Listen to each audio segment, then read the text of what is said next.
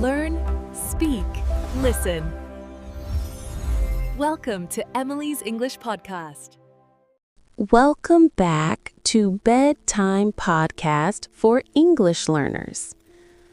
Tonight, we have a very special guest, someone our listeners know and trust. He is one of the most respected voices in English education, and his work has helped millions of learners speak more clearly and more confidently. Thank you, Emily. It feels great to be back here with a warm cup of coffee, good company, and a community of motivated English learners. I'm excited for tonight's episode because we prepared something very useful, especially for intermediate learners.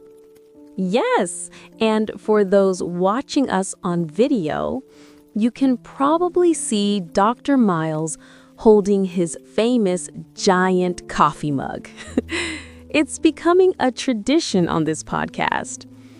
Before we start, Dr. Miles, tell our listeners, what's one simple thing you personally enjoy in life outside of teaching? Good question. Honestly, I love early morning walks. No noise, no rush, just fresh air and space to think. I believe clear thinking makes better learning and better teaching. I love that. And speaking of clear thinking, tonight's episode is packed with powerful topics that will make English learning easier, smoother, and more natural. Here is what we'll explore together tonight. 1. How to think in English, not translate. Techniques to stop translating and why translation slows fluency. 2. Mastering English small talk.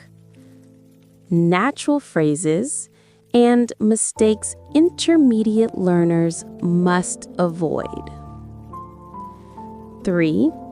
Sound more natural with connected speech.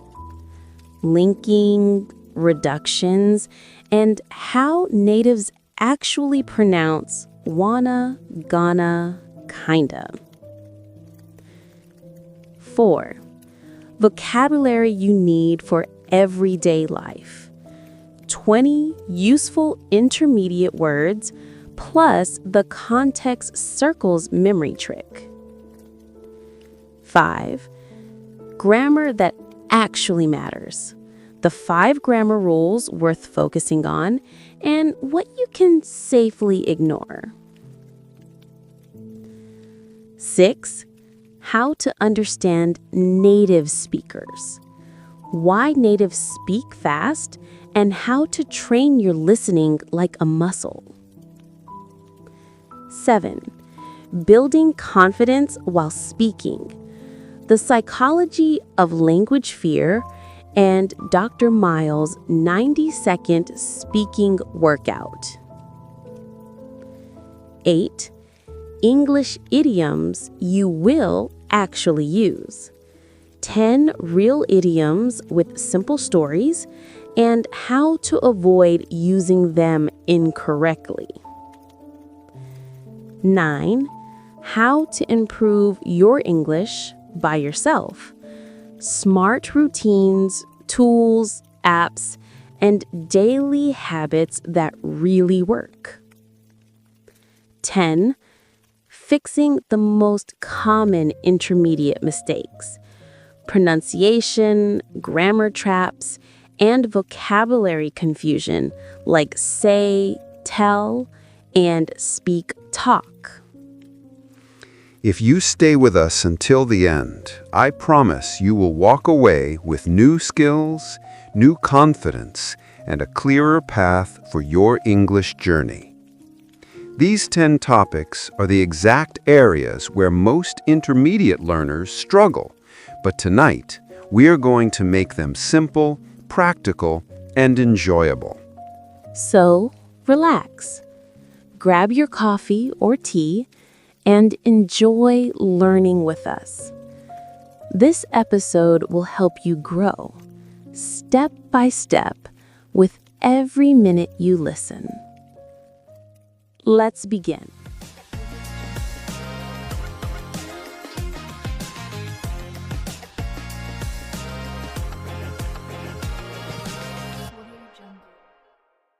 All right, let's start with something that almost every English learner struggles with: thinking in English. Dr. Miles, learners always tell me, I understand English, but my brain keeps translating everything into my native language. Why does this happen? It happens because the brain loves shortcuts.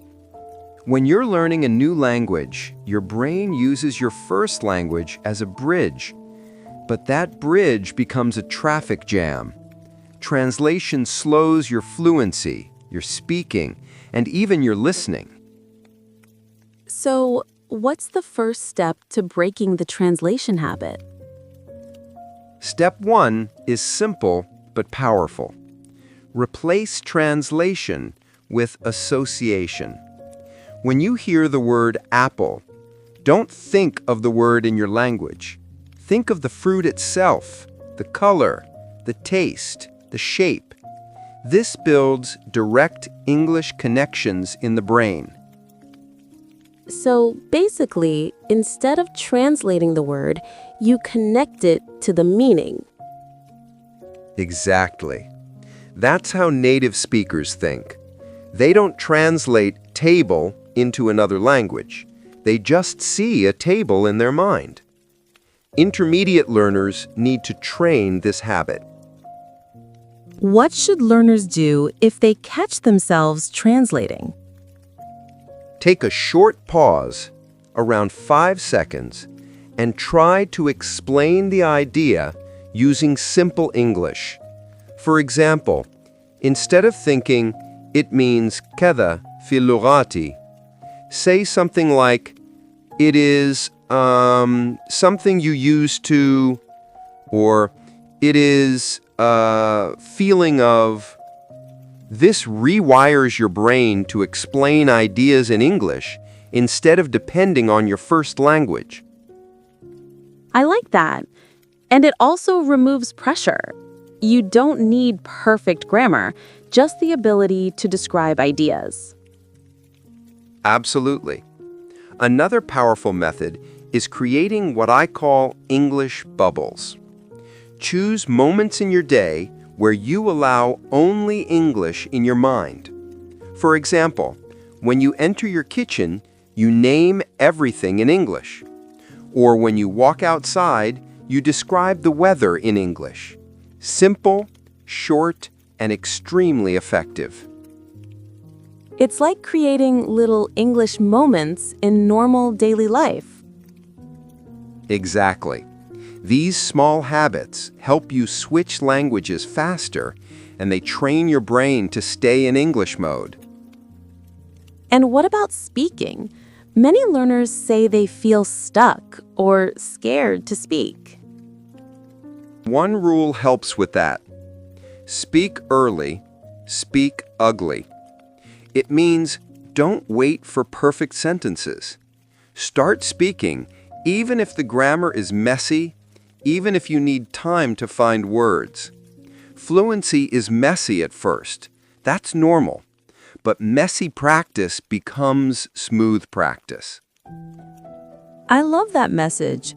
Learners are often better than they think. They just need to speak without fear. Exactly. Fluency grows from confidence, and confidence grows from practice. So, to summarize our first topic, stop translating, start associating, create English moments in your day, and allow yourself to speak even if your English is not perfect yet. This is how your brain slowly learns to think in English.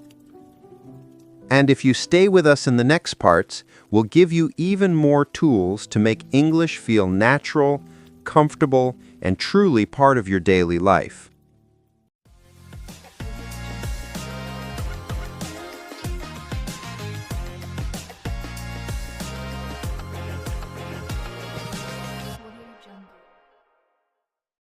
All right, Dr. Miles, let's move to something that scares many English learners.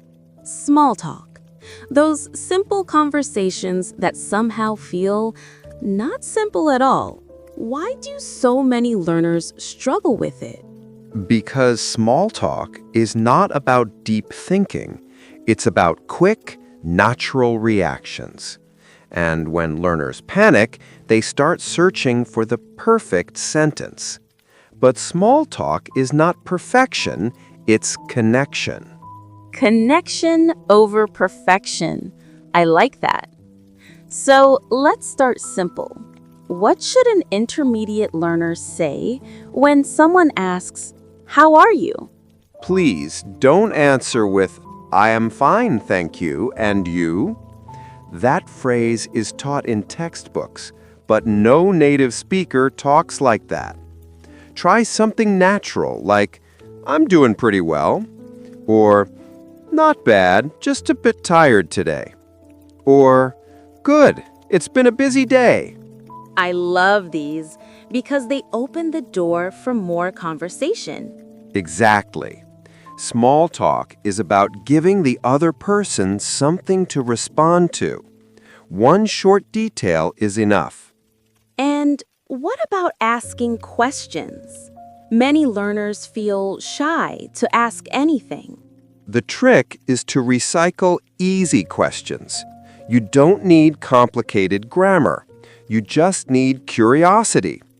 Try questions like, "How's your day going?" Or, "What are you working on today?" Or, "Any plans for the weekend?" These feel friendly, but not too personal. Perfect for small talk. Exactly. And for learners who freeze, here's a secret. Use the see plus comment plus ask technique. You see something, you make a simple comment, then you ask a small follow-up question. For example, "You have a new laptop. It looks nice. Do you like it so far?" Simple, natural, no stress. I love that formula. It works in almost every situation. And if the conversation dies, don't panic. Natives also have awkward moments.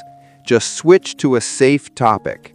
The weather, food, work, weekend plans, or something around you. Okay, but what about mistakes? What should learners avoid during small talk? Avoid two things: talking too much or talking too little. Okay? Small talk is like ping pong. You say something, I say something. It's a rhythm. If you speak nonstop, you break the rhythm. If you answer with one word, you also break the rhythm. I guess the goal is balance. Share a little, listen a little. Exactly. And remember, small talk becomes easy with practice. At the intermediate level, you don't need perfect grammar. You need comfort, timing, and simple phrases that you repeat often. And I guess the more you practice, the more natural it feels. Absolutely. Small talk is a muscle, and every learner can train it. So, to everyone listening, don't fear small talk. It's not a test, it's not an exam. It's just the gentle beginning of a conversation. And with these techniques, you'll feel much more confident the next time someone says, "So, how's it going?" And trust me, once you master small talk, English becomes way more fun. Stay with us for the next part of this episode. You'll learn how connected speech works and why native speakers sound so fast.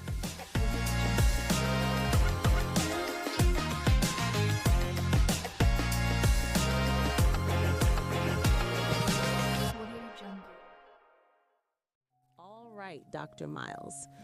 Let's talk about one of the biggest reasons English sounds fast to learners: connected speech. Honestly, even I sometimes feel that native speakers melt all their words together. Why does it sound like that? Because we do melt words together. Native speakers don't speak word by word. We connect them. We reduce sounds. We drop sounds. We blend sounds. So instead of saying, I want to go to the store, we say, I want to go to the store.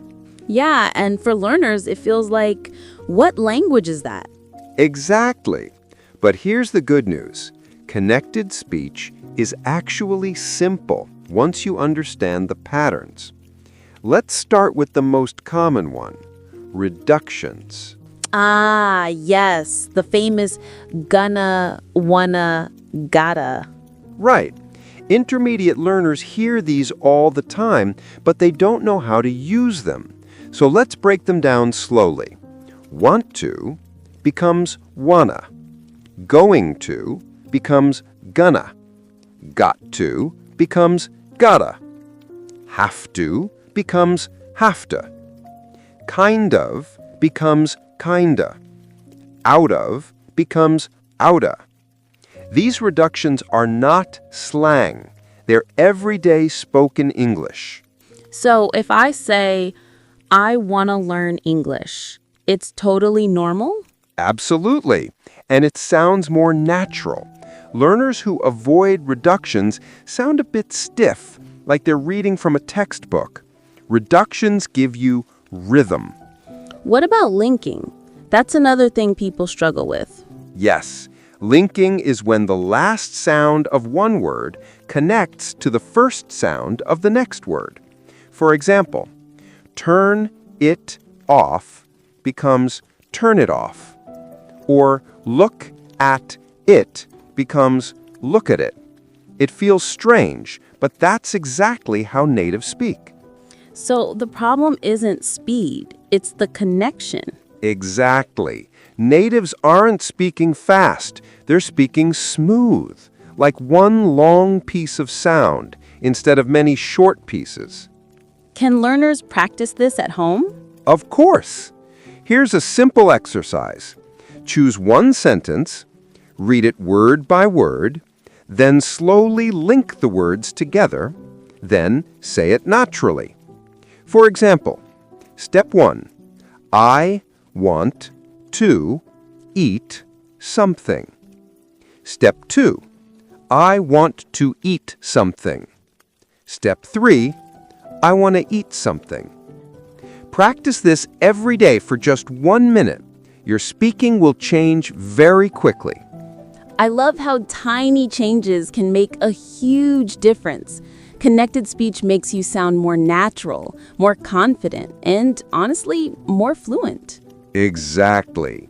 Fluency is not just vocabulary or grammar.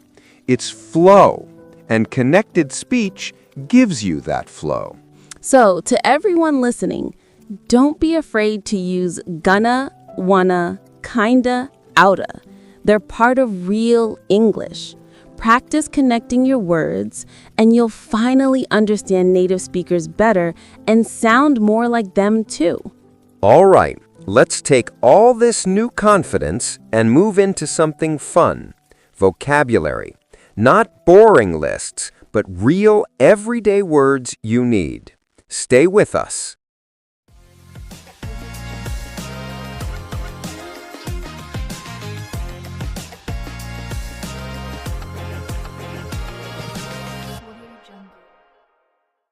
Dr. Harris, let's move on to one of the most requested topics from our viewers, vocabulary. Many intermediate learners feel they know a lot of words, but they can't use them in real life. Why does this happen? That's very true, Emily. The problem is not how many words a learner knows. The problem is that the words are not connected to their real daily life. So the words stay in the memory only and never travel to the tongue. So, how can a learner remember more words and actually use them when speaking? There is a great technique that I really love, and I call it context circles. The idea is simple but very powerful. When you learn a new word, don't memorize it alone. Give it 3 different contexts. 3 context. All right. Go on. The first context is a very simple sentence, one you can say without thinking. The second context is a real-life situation, something from your own world. The third context is an image or a feeling or a memory that makes the word alive inside your brain. That makes so much sense because the brain remembers stories more than isolated words. Exactly. So now I'll give a set of useful words, perfect for intermediate learners. Not rare words, but everyday words. Words you will see and hear everywhere, at work, at school, and in conversations. All right then, Dr. Harris. What's the first word learners should start with today?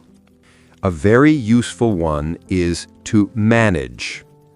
Not only to manage a team, but also manage your time, manage your stress, manage a busy day. Learners hear this word daily, but rarely use it. And with your context circles, they can personalize it and make it part of their active vocabulary.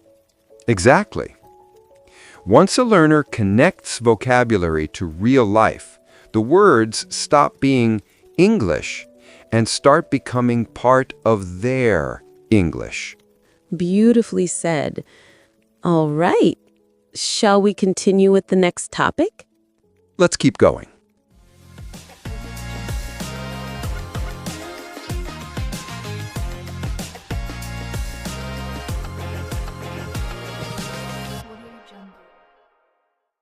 Dr. Harris, grammar time. Many intermediate learners tell us they study grammar for years and still feel unsure when speaking. They keep asking, which rules really matter and which ones can I ignore? So let's answer that today. This is a very important question, Emily. At the intermediate level, grammar should not be about perfection. It should be about clarity. Clear grammar helps you express ideas without confusion or hesitation. And the truth is, only a few grammar rules truly matter for real conversations. So you're saying learners don't need to know every little rule in the textbook? Exactly. Many grammar details are for tests, not for real life. Learners should focus on the grammar that helps them speak naturally, confidently, and without fear. All right then. What is the first grammar skill that intermediate learners should master? The most important one is mastering the basic verb tenses. Not every tense, just the ones used constantly. Present simple, past simple, present continuous, and present perfect. If you can control these 4, your English will sound clear and confident. And most conversations use only those anyway. Exactly. The second important skill is learning how to use modal verbs naturally. Words like can, could, should, might. These help you sound polite, flexible, and fluent. And they make conversations smoother, right? Yes. The third important skill is mastering word order. When your sentence has the correct order, even simple English sounds clear and professional. So, learners don't need to worry about complicated grammar like advanced conditionals? Not at all. Those advanced structures are useful later. But for now, learners should focus on grammar they can use today in real speaking situations. That must feel like a relief for a lot of people. Absolutely. Intermediate learners often feel stressed because they think they must know everything. But the truth is, good English is simple English, used clearly and confidently. Beautiful. All right. Shall we move on to the next topic? Let's continue whenever you're ready.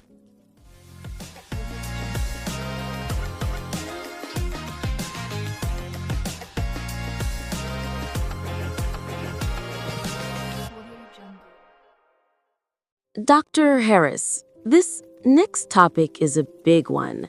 Many intermediate learners tell us they understand English in movies only when subtitles are on. But without subtitles, everything feels too fast, too connected, too unclear. Why does this happen? That's very true, Emily. Native speakers do not talk like textbooks. They speak quickly, they reduce sounds, they connect words together, and sometimes they even swallow entire syllables. So for learners, it feels like one long sound instead of many separate words. And many learners think they are bad at listening, when actually native speech is just messy. Exactly. Native speech is fast, but not because natives think faster. It's fast because of something called connected speech. Words link together, like did you becoming didja, or want to becoming wanna. Intermediate learners often learn grammar, but not these real-life patterns. So if connected speech is the problem, how can learners train their listening? Think of listening like a muscle. It grows slowly but surely with the right training. And the best way to train it is with short, repeated listening sessions. Choose a clip, maybe 20 or 30 seconds. Listen to it many times until your ear unlocks the pattern. Repetition is the magic key. So instead of watching a whole movie and getting lost, they should focus on small pieces. Exactly. Small pieces, repeated many times, build strong listening skills. Another powerful technique is shadowing. You listen to a native speaker and repeat after them, slowly at first, then faster. It trains your ear, your mouth, and your rhythm. I love that method. And I think learners also need to remember not every native speaker talks the same. Accents, speed, vocabulary, everything changes. Yes, understanding native speakers takes time, but it is absolutely possible. The secret is patience, repetition, and listening to real-life English. Not perfect English, real English. That was powerful, Dr. Harris. All right, shall we continue to the next part? Let's go.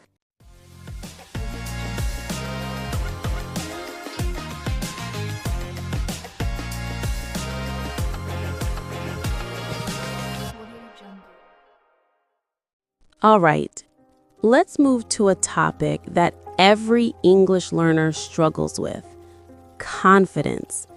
How to speak without fear. And before we start, if you've ever felt nervous while speaking English, tell us in the comments, yes, that's me. We'd love to see how many of us feel the same. Yes, confidence is not a gift. It is not something you magically receive. It is a skill you build over time, just like listening, reading, or pronunciation. Many learners freeze when it's time to speak, not because they lack English, but because their brain says, what if I make a mistake? What if they don't understand me? What if I sound strange? But here's the truth. People are not judging you. They don't care about your mistakes as much as you think. They care about your message. Your fear is a feeling, not a fact. Now let's talk about something practical. A technique that helped thousands of learners. The 90-second speaking workout. And if you try this after the video, Here's how the workout works, step by step. Choose a simple topic. Set a timer for 90 seconds and speak non-stop. Do not aim for perfection. Do not stop to fix grammar. Do not stop to search for words. Just keep talking. why does it work? Because when you speak continuously, your brain stops focusing on fear and starts focusing on expression. You enter a flow, a rhythm. Mistakes don't control you anymore. Your ideas do.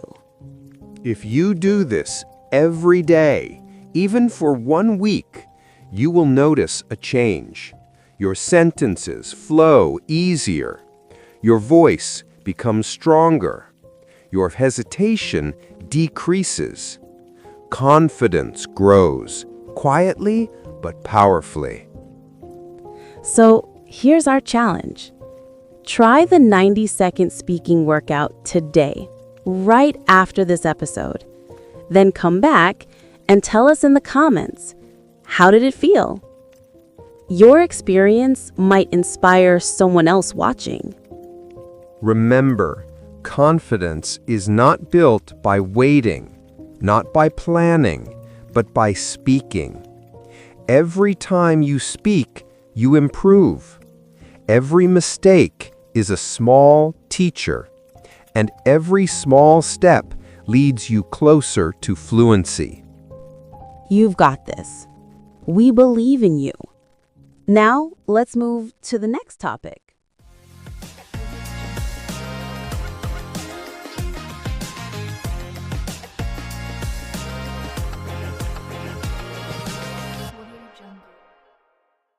All right, let's move on to something interesting. Idioms. English expressions that don't mean exactly what the words say.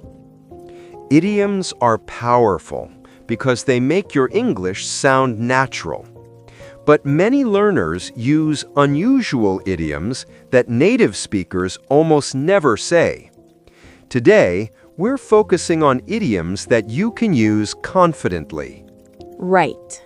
Simple idioms for everyday English that sound natural and friendly.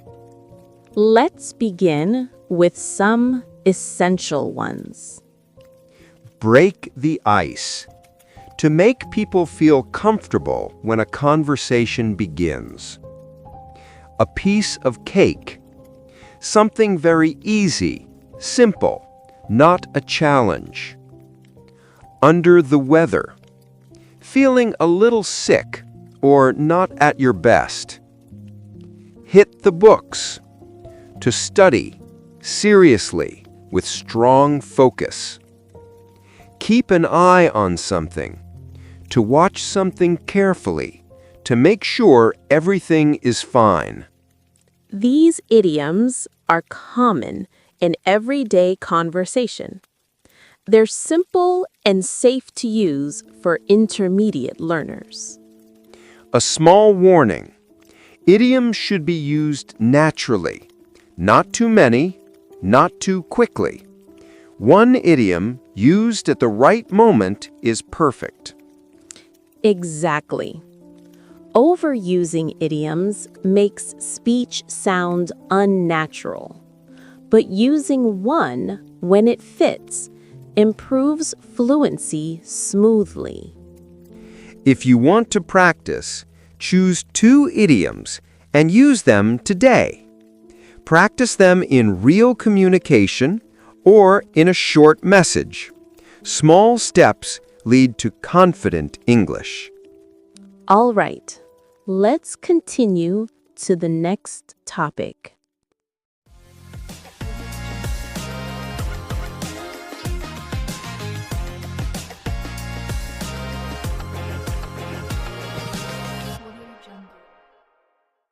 All right, Dr. Harris, this next topic is something every learner wants to know.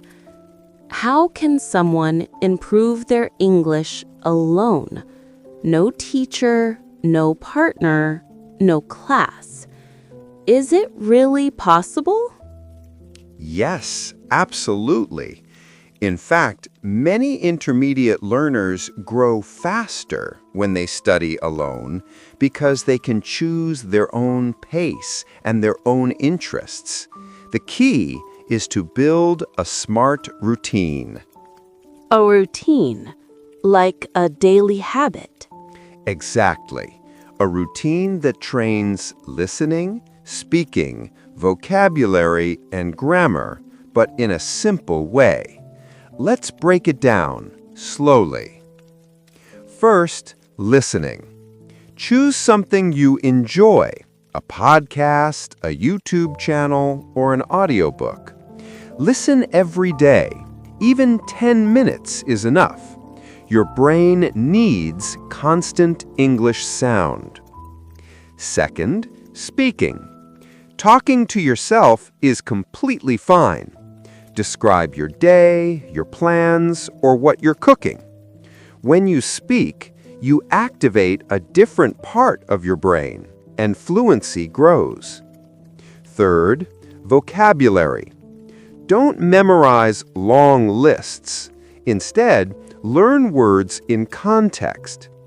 Pick 5 useful words each day and put each one into a simple sentence. Fourth, grammar. At the intermediate level, you don't need every rule.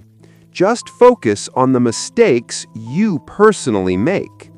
Fixing your own patterns is 10 times more effective. So, it's not about studying for hours. It's about small, daily habits. Exactly. Consistency is more important than intensity. 10 minutes a day beats 2 hours once a week. What about tools or apps? Do they help? Yes, they can help. For vocabulary, apps like flashcards are useful. For listening, use podcasts with transcripts. For speaking, record your voice and compare it to native speakers. Simple tools, strong results. And I guess the most important thing is not giving up when progress feels slow. Exactly. Progress in language is invisible at first, then suddenly everything becomes easier. If learners stay patient, English will become part of their daily life. Beautiful. All right, let's move on to our final topic.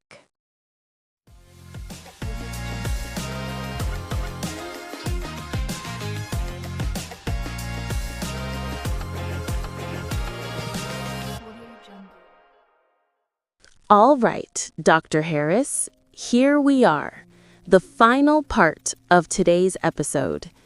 Intermediate mistakes, the ones that follow learners everywhere. Some of them are small, but powerful enough to block real progress. So let's open this together. What would you say is the number one mistake intermediate learners keep making?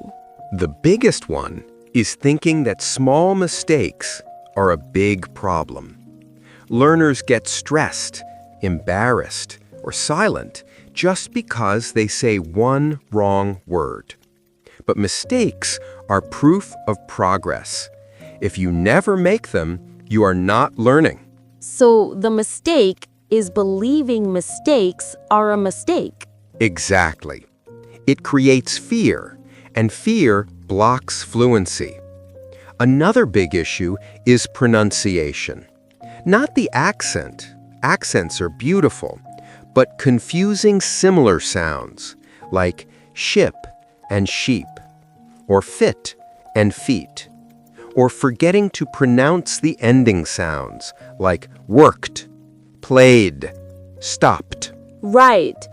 Sometimes people say, I walk yesterday, because they don't use the ending. Yes, these small endings change meaning.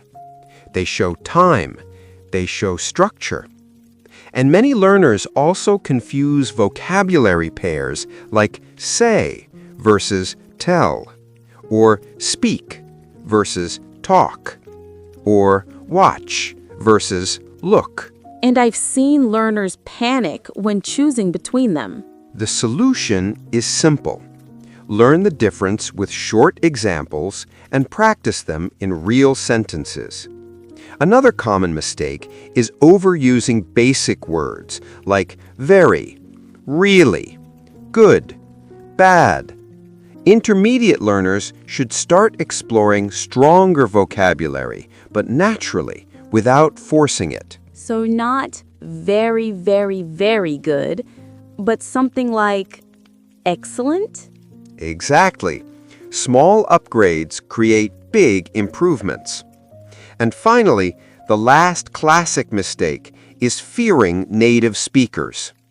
Learners think natives speak impossibly fast, but it's usually connected speech, not speed. So they shouldn't fear it, they should train their ears. Yes, with slow listening, fast listening, shadowing, and exposure every day.